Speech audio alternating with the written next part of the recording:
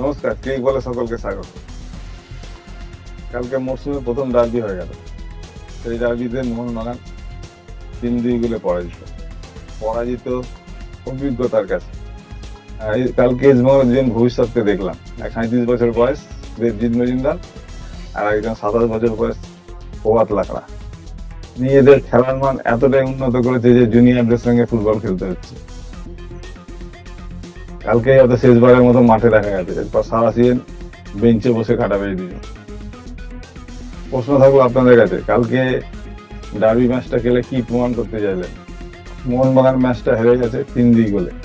ফেসবুকে দুখানা ছবি দেখলাম, একেতে ম্যাচটা হেরে গেছি বুকে জ্বালা, তারপরে এই হারটা মনে আরো বেশি ব্যথা দিয়েছে। দুজন মোহনবাগানি ভাইকে ইস্ট বেঙ্গলের জানোয়াররা মেরে ফাটিয়ে দিয়েছে, শারীরিকভাবে নির্যাতন করেছে।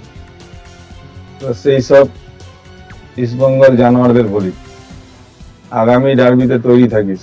তবে শারীরিকভাবে আঘাত করবো না আমরা, মাঠে যাওয়া হবে, ম্যাচটা হারিয়ে যাওয়া হবে। সাবধানে থাকিস লোটা। ভিডিওটা এই পর্যন্ত। যদি ভালো লাগে অবশ্যই একটা লাইক করবে।